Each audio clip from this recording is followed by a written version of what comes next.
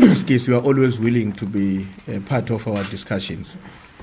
The ANC Provincial Executive Committee held its ordinary monthly meeting to evaluate progress in dealing with challenges facing the people of KwaZulu-Natal. The PEC reaffirmed its commitment in pursuing the program of social transformation to transform society and improve the living conditions of the people.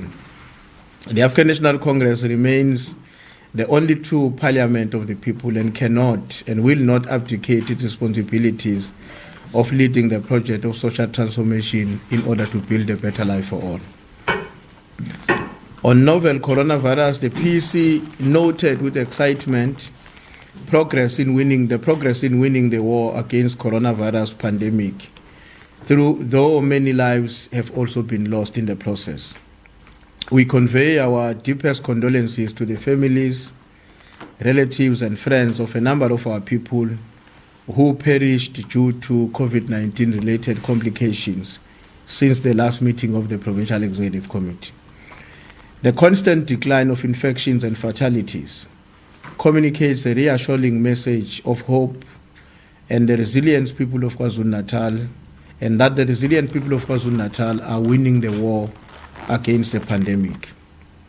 We therefore salute and remain deeply indebted to our dear brothers and sisters, the daughters and sons of our province, who have occupied a frontline position in the sustained war against the virus. The victory we have and continue to celebrate was impossible without their commitment, selflessness, and unparalleled patriotism. The Provincial Executive Committee of the ANC characterized all frontline workers as a group of outstanding patriots. The PEC also encouraged the provincial government, led by the Premier and the Provincial Executive Council, for sustaining a dynamic contact with the citizens of our province and coordinating all efforts in the war against the pandemic.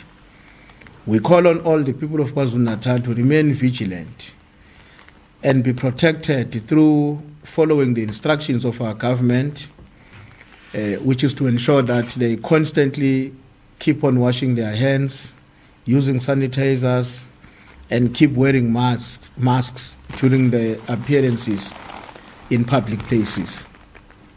On racism and gender-based violence, the Provincial Executive Committee is deeply outraged by the scourge of racism and gender-based violence, which continue to undermine our efforts to build a non-racial and non-sexist society. The PEC decided to establish campaign structures at all levels of the organization, from the province to the level of the branch, which will be solely focusing on complementing the work that is currently being done by the ANC Women's League in a fight against racism and gender-based violence. In its assessment of the situation in the province, the PEC is convinced that unless there is a massive mobilization of society and all sectors of society, the fight against these twin evils of racism and gender-based violence will not be won. It is our considered view that whatever we are doing in the fight against these twin evils, we will not register sustainable and qualitative victories unless we also transform the structure and the ownership of the South African economy. It is perfectly clear that some of these stereotypes and attitudes are embedded on the exclusion of the overwhelming majority of our people in the ownership of the economy. The exclusion of black people in general and Africans in particular is a major challenge, which the movement as a whole and the people of South Africa must continue to confront and change. On governance matters, the ANC Provincial Executive Committee welcomed and noted the progress report presented by the Provincial Working Committee on the assessment of the provincial and local government spheres in our province. The PEC agreed to convene a special meeting within the next 2 to 3 weeks to comprehensively discuss the state of governance and our effort in building a better life for all the people of KwaZulu-Natal. However, the PEC also expressed its unhappiness on the performance of several municipalities in KwaZulu-Natal, which affects service delivered and the provision of basic services such as water, electricity, waste removal, and of course, and most importantly, the cleanliness of our towns and townships. The PEC is convinced that the performance of the ANC in government is fundamentally important in our quest to build a national democratic society. The creation of that society must be understood by all cadres of our movement as a deliberate and a conscious effort intertwined with the reconstruction and development of our province. The PEC will discuss the quality and pace of service delivery in its meeting within the next week or two and emerge with concrete and practical steps to improve the provision of services to the people of KwaZulu-Natal. On preparations for local government elections, the PEC received and welcomed a report of the Provincial Working Committee on our preparations for the 2021 local government elections. The forthcoming by-elections in November 2020 were seen and understood by the PEC as a yardstick and a test for our readiness, for the readiness of our branches towards the local government elections. The PEC is very happy with the work being done to revitalize and strengthen election structures on the ground and encourage the Provincial Working Committee to remain seized with that important task, despite the fact that we have constraints that are imposed by the current regulations. On the NEC decisions on comrades who are facing court cases, the ANC Provincial Executive Committee reaffirmed its commitment to the implementation of the decision of the National Executive Committee relating to comrades who are facing what is called prosecutorial charges. The PEC welcomes and understands this decision as a bold step towards restoring the integrity and the image of the African National Congress. It is also a reminder that the ANC is the parliament of the people, and all its leaders, therefore, are expected to understand that they equally serve at the behest of our people. Accordingly, the PEC mandated the PSO to consolidate a list of all comrades throughout our province who are currently charged and are attending court cases, and directed them to step aside from their responsibilities both in the structures of the movement and the state organs.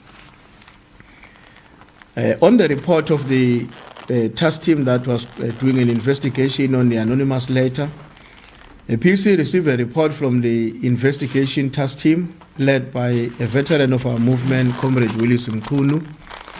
The task team, as we all remember, was established to give a credible platform for the author of the anonymous letter, which had surfaced in the public and widely distributed on social networks approximately 2 months ago. The anonymous letter made damning and gratuitous allegations against the ANC Provincial Deputy Secretary, Comrade Sipho Shlomuga, a PEC member of the ANC, Comrade Jomosbiya, and the ANC Malahlen Regional Chairperson, as well as the Mayor of Newcastle Local Municipality, Comrade Tutugo Mahlaba. Among others, the anonymous author of the anonymous letter, who described herself as a child of the ANC, made a passionate plea from the ANC, her own organization, to create a platform for her and others like her to come forward with their grievances. The ANC Provincial Executive Committee accepted the call and therefore established a task team which was given a clear mandate to listen to the anonymous person and submit a detailed report to the PEC with findings and recommendations. The task team shared its contact details with the public and through the media to ensure that it can be accessed without difficulties. The PEC received a report of the task team yesterday, which pointed out that nobody appeared before it, and therefore the anonymous allegation could not have a face for further interrogation in order for the PwC task team to extract facts from the truth. The PEC welcomes the report and agreed that the investigation on the three comrades, on the three leaders of the ANC, Comrade Sipho Shlomuga, Comrade Jomosbiya, as well as Comrade Tutugo Mahlaba, is now officially closed, since nobody appeared to take ownership of the anonymous letter. The PEC also endorsed the request from the task team, the investigation task team, for them to further investigate the modalities which were used to deliver the anonymous letter to the Premier and the provincial chairperson of the ANC, Comrade Sihle Zikalala, as well as the Speaker of our provincial legislature, Comrade Nontembogo Boyce, who is also a member of the ANC Provincial Executive Committee. So the PEC agreed that for the task team to do that kind of investigation, we are allowing them for another period of 30 days in order to ascertain the modalities through which the anonymous letter landed on the desk of the provincial chairperson of the ANC, as well as the Speaker of the provincial legislature. The PEC therefore agreed that this is essentially a separate process, not directly linked with the first one, which was affording an opportunity to the anonymous author of that anonymous letter to appear in public. And of course, the PEC noted the fact that the past 30 days or more have been very difficult to the families and comrades who were implicated on a very, very damning anonymous letter.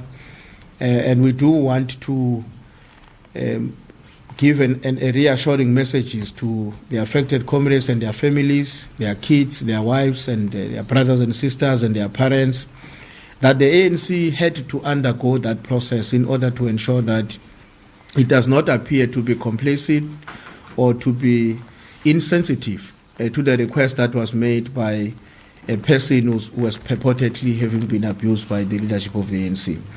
So we do believe that the families of the comrades who were affected understood that it might have been a difficult period for them, but a necessary process for the ANC, which has a responsibility to pursue justice and to fight against all forms of injustices, irrespective of where it originates. That concludes the statement of the Provincial Executive Committee, and thank you very much, Comrade Mahlo. Thank you, Mpemba. Welcome those who joined us along the way. The statement has been circulated to all of you. If there are any questions of clarities or comments, we'll afford that opportunity now to the members of the media. You will be number 1, you will be number 2, number 3. Those are the 3 heads so far. Good afternoon.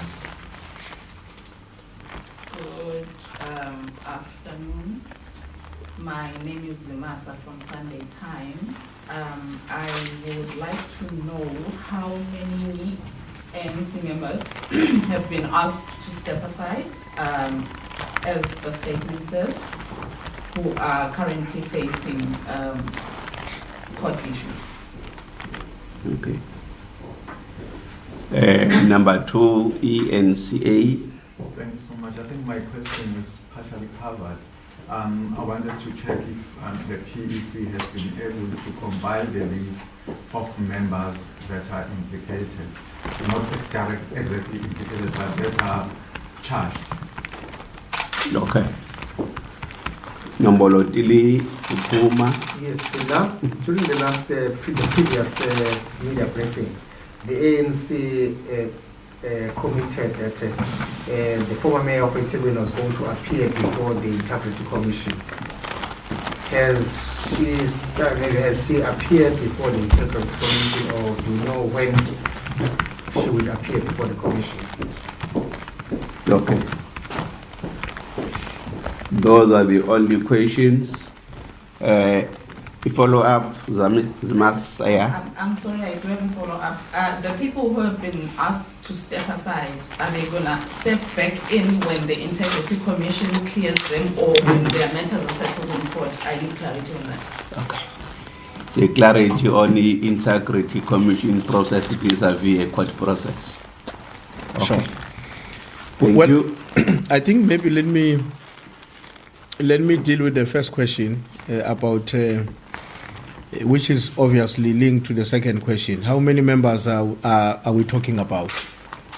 When we met in the Provincial Executive Committee yesterday, we had an understanding that we, based on the report that had been prepared by the PSO, and considered by the working committee. We had an understanding that we were dealing with about 10 or 11 comrades, many of whom are councillors. But at a meeting of the PEC, members of the PEC then advised us that some of the cases were not included, and in some instances, the cases that we spoke about there were new developments as of last week Friday.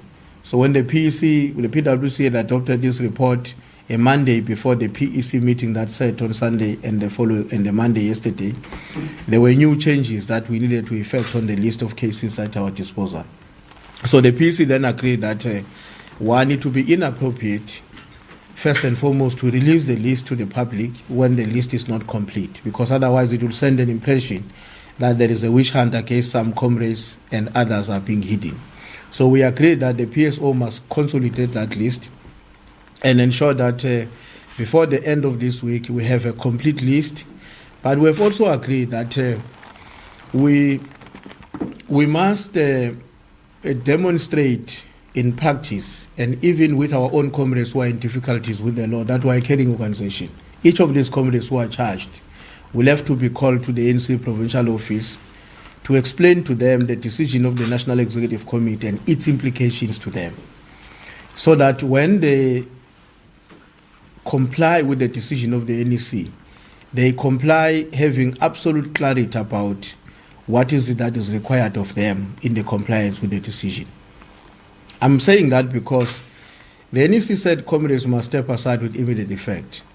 But it also said, as it captured in its own statement, that the national officials are mandated to work out the modalities through which the process is going to be carried out. What did we mean by that as the NEC? Because in that case, I was also part of the NEC as an ex-official member of the NEC.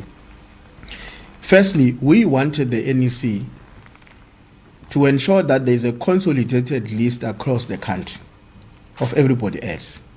Secondly, that each and every member who is part of that list must be convened, be called by the organization, and be told about the decision, and be given a specific time and date at which they must act on that decision. So that anybody who fails to act on that decision within that particular date and time, it is then known that that person is actually acting in defiance of the position of the movement. Because to simply say with immediate effect was open to a number of exploitation. Immediate effect may mean as it was announced. For some people it may mean as and when they were told. Because some people would claim that no, the decision was announced but I was never told about it. I didn't hear the decision of the ANC. So when you say I should have stepped aside immediately when the decision was announced, you are not being fair, because I was not even aware that the decision has been taken and the decision has been communicated to members of the ANC. So those are the modalities that were said to the national officials must be developed. But linked to that as well is that these comrades are supposed to be going to the Integrity Commission, which in our case, the Integrity Commission had a workshop last week just to relook at the improved Integrity Commission's guidelines, which were adopted by the NEC 2-3 months ago. So they had to do their own workshop to ensure that they are familiar with changes, if any, that were affected on the new Integrity Commission guidelines. Now, the central issue is, should comrades go to the Integrity Commission and regard that journey to the Integrity Commission as a determination of whether or not they are supposed to be stepping aside? And whether or not stepping aside implies that they must, with immediate effect, if you are a councillor or an MP or an MPL, resign. Or it means don't assume responsibility, don't go and perform your responsibilities while we are attending the Integrity Commission. So those are the things that the NEC had agreed the national officials must detail and spell out very clearly for provinces to be able to comply. But of course, in our own case, we have taken a decision that all of these comrades must go to the Integrity Commission, and that we will await the outcome of the report of the Integrity Commission. But without that report, they are also not expected to perform their responsibilities, both in government and in the party.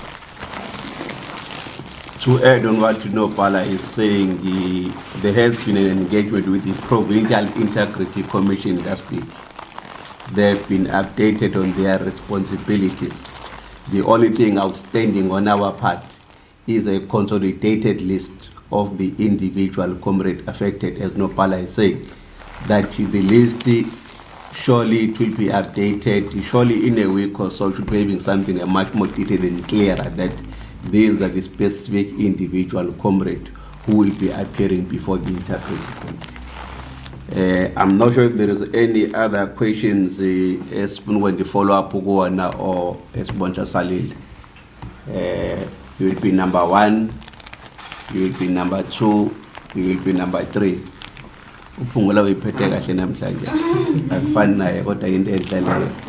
You can start. I don't know whether Nopala has answered my question whether when Zambia Kumete will be appearing.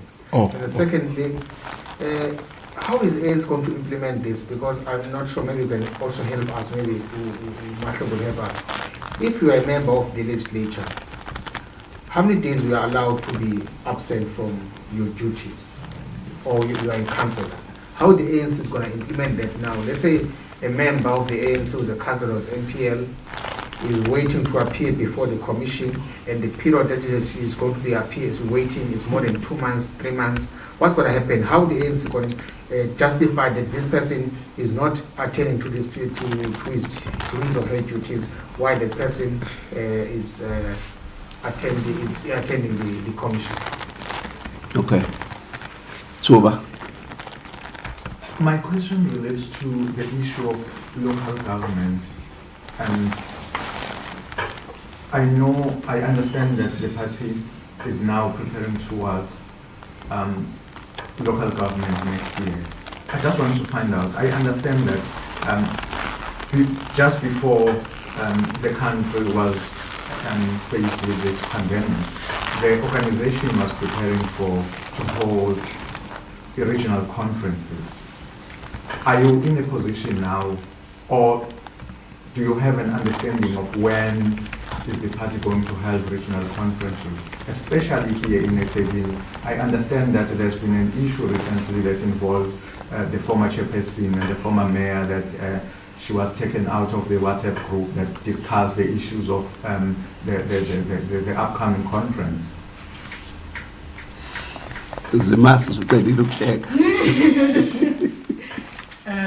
Mpemba, I don't think I heard you correctly. Just one last time, clarity. The ANC people that are being asked to step aside, whether from government or from party activities, are they going to be vindicated by the Integrity Commission or by the conclusion of their court matters, or both, in the eyes of the ANC, in order for them to be brought back? Okay. Let me start with this one, for clarity on the absence. You see, there is a difference between the legislature and the local government. In council, if you are absent in 3 consecutive council meetings in local government, you are deemed as to be no longer a councillor in good standing. The speaker must take action on you. If there are no valid reasons, you would have stated on your absence. Which means either we are closure or we need to explain yourself why you're not there. It's a different case in local government than in provincial government. There are no such prescripts in provincial government. As stipulated, if you are not absent, because legislature sits on different occasions, unlike in local government where even a full council is standard every month. So there is a difference between the two. Within local government, there's a clear prescript. Hence, our understanding is that the process was starting of a provincial integrity commission, because there is a process you've got authority on. You've got no authority on the court process. That the integrity committee, within the prescribed period, these comrades should have appeared in front of it, and they are able to make their case, and the integrity committee is able to advise the ANC on what should be done on that. There is a process we can have authority on as the ANC. We can't have the authority on the court process, as you are all aware. That court process unfolded their own way.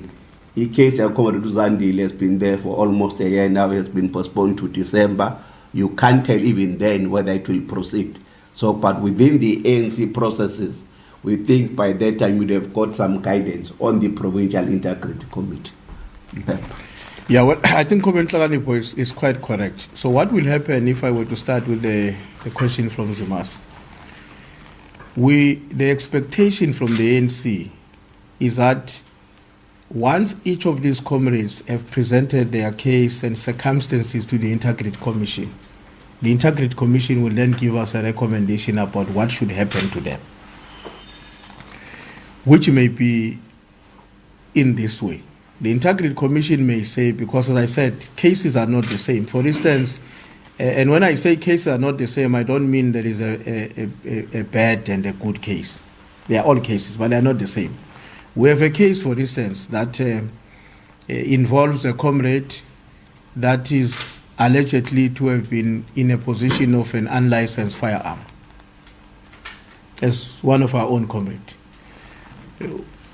We don't know at this stage how the matter has been dealt with in court. It may very well be that the comrade was in a position of an unlicensed firearm because the firearm was with him when the owner had stepped out of the car. You know, if I were to go outside to Ntlakanipo to go and buy something, and I have a firearm that is a licensed firearm, when I leave Ntlakanipo in the car with my firearm and he's found with it, he would be arrested because he's found with an unlicensed firearm. So unless we know the nature of the case, which is what the Integrity Committee will have to deal with, we would not be 100% empowered to say that the conclusion would be similar or the same for all comrades who are. There are cases that are known in public, that are very well known, like the case of Comrade Zandile Gumede and Mike Mabuyakhulu, which are well known in terms of what those cases are all about.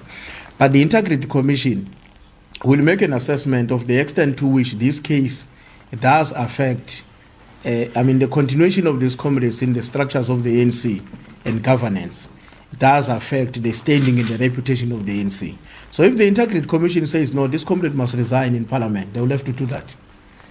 They will have to resign, because if the Integrity Commission says we're convinced that continuing with this comrade in Parliament or as a council will have consequences that are quite negative for the standing and the reputation of the ANC. And we are of the view that the PEC must ensure that the comrade resign. That's what will have to be done.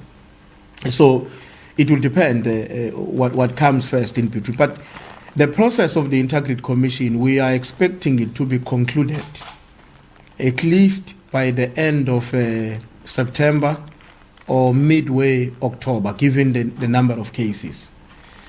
The question as to when are they appearing, I haven't had an interaction with Comrade Zandile about her readiness and the date at which she would like to appear.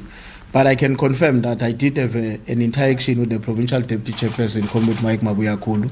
He should be appearing before the end of next week, before the Integrity Commission, to explain the circumstances around her case. So I'm quite certain that Comrade Zandile as well, and many other comrades who are having difficulties with the law will be given the schedule by the Integrity Commission to appear before it, before the end of September. How many days can one miss meetings? I think Tlanipo dealt with that issue. It varies, whether we're in the legislature or we're in council. But you see, the other reality that we obviously will have to contend with, it may very well be that while we are still undergoing the process of the Integrity Commission, governance processes where you are deployed act against you. You have missed so many meetings, you are no longer qualifying to be a councillor because missing so many meetings without acceptable explanation or justification makes you to become a candidate for expulsion in that council. That may happen as well, unfortunately. Those are some of the things that we may have to deal with if they do happen. We are just hoping that the Integrity Commission, as would expect, will complete its work long before any other possible comrade who's having these difficulties has been made to stay at home or to resign by decisions of the structures where they are deployed. The WhatsApp group, and I don't know what happened to the WhatsApp group. All I know is that when the decision was taken, some of our regions decided that those comrades who are known to them should no longer sit in the structures of the organization, pending, as I said, a process that is meant to be evolved by the PEC, which we are trying to do now, but also by the national officials as mandated by the ANC. So it may very well be that comrades were then removed from WhatsApp groups that they belong to by virtue of being members of the regional executive committees, regional task teams, and all of that. I hope that is about that. I don't think that it will be about any other thing. Local government and the conferences, yes, we have challenges. This lockdown is unprecedented and is creating a very difficult situation for the ANC. We are doing preparations for local government now, but not at the level at which we should be. We are unable to interact with many of our structures and membership in particular. As much as we are meeting with structures, but without an interaction with membership, there are difficulties in terms of our preparation. That also is impacting on our ability to prepare for regional conferences, because at this stage, South Africans are only permitted to gather not more than 2 hours and not more than 50 people.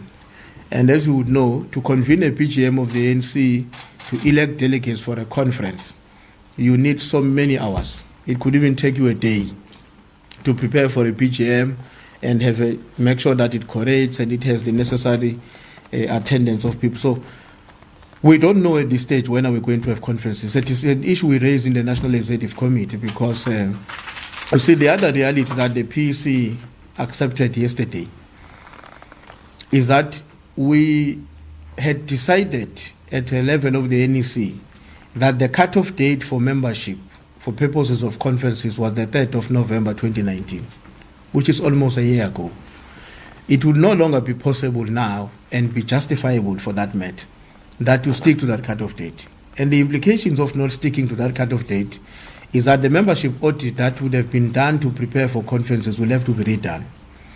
And that exercise on its own can take you about 30 days to 60 days, which will have implications as to when we are convening conferences. At least for big regions like eThekwini, we are really extremely concerned because the likelihood, unless if level 1 comes with something new in terms of what is happening at this stage, the likelihood is that we will not be able to have any conference before the end of this year. And that will be a very untenable situation for the ANC because elections are quite important. It's a battle that you can't go to without soldiers who are properly armed and prepared for that battle. But if you don't have structures, you have task teams, it will be an environment that is quite complicated. But since we have an elected provincial executive committee, it will have to assume a responsibility to ensure that there's authority and legitimacy in the processes if we start preparing for local government elections without having elected structures. I think that's what I can say on that matter, Comrade Marshall. Good, Joe. Is there anyone on the link? Questions? Okay, there is no one on the link. Can we take the last round? The African National Congress in KwaZulu-Natal briefing the media on some issues, including but not limited to gender-based violence, the upcoming local government elections, and the impact of the coronavirus on some of the work that they do. It's now time for us to go for a short break.